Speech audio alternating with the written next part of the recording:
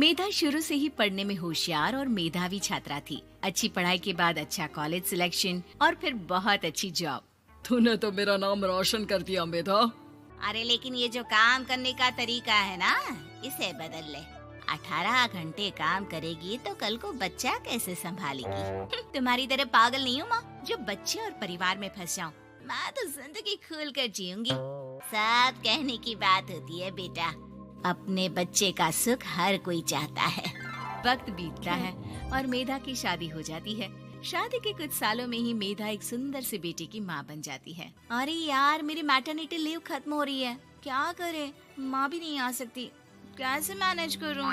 ऐसा करते हैं, इसके लिए एक केयर टेकर रख लेते हैं, वो देखा करेगी इसे। मेधा को पति की बात जंच जाती है और वो केयर टेकर की तलाश शुरू कर देती है। एक दिन उन लोगों के घर एक महिला आती है जो दिखने में पढ़ी लिखी लगती है। जी, क्या काम है आपको? मैम, मेरा नाम स्नेहा है। आपका एड देखा केयर टेकर का, क्या मैं आपके यहाँ काम कर सकती हूँ? हाँ, क्यों नहीं, लेकिन आप तो अच्छे घर की लगती हैं, फिर नौकरी क्यों? दरअसल मेरे ससुराल वालों ने मुझे घर से निकाल दिया क्योंकि मैं माँ नहीं बन सकती और माता पिता भी नहीं है इस दुनिया में। तो अरे कोई बात नहीं, तुम लक्ष्य को ही अपना बच्चा समझो और यहीं रहना, और किसी भी चीज की जरूरत हो ना तो बता देना। नेहा खुशी खुशी लक्ष्य को संभालने लगती है। रात को जब मेधा घर पर आती है, अरे क्या बात है स्नेहा, तुमने खाना नहीं खाया क्या? अरे दीदी, आपका बेटा टाइम दे तब ना। अरे तो जब वो सोता है तब खा लिया करो। तब तो मैं इसके पास ही बैठी रहती हूँ। कोई मच्छर या कीड़ा काट ले लक्ष्य को तो अब आप पकड़ो, मैं खाना खा लेती हूँ। स्नेहा वहाँ से चली जाती है। बहुत ही अच्छे से ख्याल रख रही है ये लक्ष्य का। मेधा, इतना तो शायद तुम भी ध्यान नहीं देती। मेधा को पति की बात बुरी तो लगती है, लेकिन कुछ नहीं कहती। धीरे धीरे स्नेहा मेधा और उसके पति के साथ बाहर भी जाने लगी। सुनो, स्नेहा को भी बाजार ले चलते हैं, वो क्या है ना, लक्ष्य को देख लेगी जब तक मैं शॉपिंग कर लूंगी। हाँ चलो, वैसे मैं चाह रहा था कि लक्ष्य को लेकर हम दोनों ही चलते। क्या यार, तुम तो फ्री में इमोशनल हो जाते हो, कितना देख लेंगे हम दोनों मिलकर, ले चलो उसे। कार से निकलकर मेधा और लक्ष्य रोड क्रॉस कर रहे थे कि सामने से कार आ जाती है। मेधा का ध्यान नहीं होता, लेकिन स्नेहा तुरंत लक्ष्य को मेधा से छीन लेती है। मेधा गिर जाती है और कार मेधा को छूकर निकलती है, जिससे मेधा को खून आ जाता है। पति मेधा को हाथ देकर उठाता है। स्नेहा लक्ष्य को लेकर गले लगाई रहती है। थैंक्स स्नेहा, मैंने तो ध्यान ही नहीं दिया था कि कार आ रही है। स्नेहा का गुस्सा मालकिन पर टूट पड़ता है।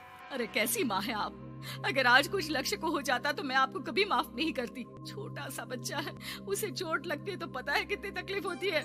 पति भी स्नेहा को देखने लगता है कि उसे क्या हो गया। मेधा को स्नेहा पर काफी गुस्सा आ जाता है। घर आकर कहती है, देखो स्नेहा, माना तुम लक्ष्य को बहुत प्यार करती हो, लेकिन वो मेरा बेटा है, मैं कभी जानबूझकर उसके साथ बुरा नहीं कर सकती, समझी? मुझे माफ कर दीजिए, मैं लक्ष्य को लेकर कुछ ज्यादा ही सेंसिटिव हो चुकी हूँ। मैं ध्यान रखूंगी कि आगे से ऐसा ना हो। मेधा का मन स्नेहा से अब हटने लगा था। एक शाम मेधा ऑफिस से घर आती है कि लक्ष्य उसे दिखाई नहीं देता और ना ही स्नेहा। वो स्नेहा के कमरे में जाती है जहाँ दोनों सो रहे होते हैं। अरे स्नेहा, लक्ष्य को आज इस कमरे में क्यों सुला दिया? दीदी, मुझे नींद आ रही थी, ऐसे में उसे कमरे में अकेले लिटाना मुझे ठीक नहीं लगा। मेधा बच्चा उठाने लगती है कि स्नेहा टोक देती है। रहने दीजिए ना दीदी, सो रहा है, फालतू में नींद खराब हो जाएगी। मेधा को गुस्सा आ जाता है और वो बच्चा उठाकर वहाँ से चली जाती है। अगले दिन मेधा स्नेहा को बुलाती है, साथ में एक और लड़की खड़ी होती है। स्नेहा, अब तुम अपना कुछ और देख लो, हम लोगों को नई केयर टेकर मिल गई है, तुम इस हफ्ते घर छोड़ देना। स्नेहा का मन लक्ष्य को छोड़ने का नहीं करता, लेकिन नौकरी तो नौकरी होती है ना। स्नेहा घर से चली जाती है। धीरे धीरे महीने और साल बीतते जाते हैं और लक्ष्य एक नौजवान लड़का हो जाता है। लक्ष्य, आज मुझे मंदिर जाना है, ले चलोगे? ठीक है माँ, एक काम करके अभी वापस आता हूँ, तब तक आप और पापा दोनों तैयार हो जाइए। दोनों तैयार होकर बैठ जाते हैं, लेकिन लक्ष्य काफी देर तक नहीं आता। अरे मेधा, फोन तो करो लक्ष्य को, देखो क्या हो गया उसे।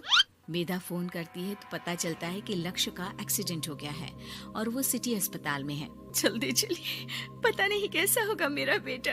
अरे चिंता ना करो, सब ठीक होगा, मैं अभी कार निकालता हूँ। दोनों मियाँ बीवी अस्पताल पहुँचते हैं, जहाँ वो लोग देखते हैं कि लक्ष्य बिस्तर पर पड़ा होता है।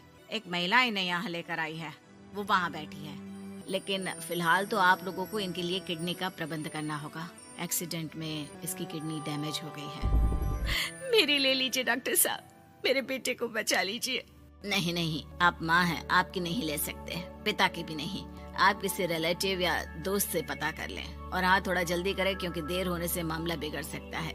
मेधा बैठकर रोने लगती है कि वहाँ डॉक्टर आ जाते हैं। जिस औरत ने आपके बेटे को यहाँ भर्ती कराया था वो अपनी किडनी आपके बेटे को देना चाहती है। हाँ? कौन है वो? कहाँ है वो?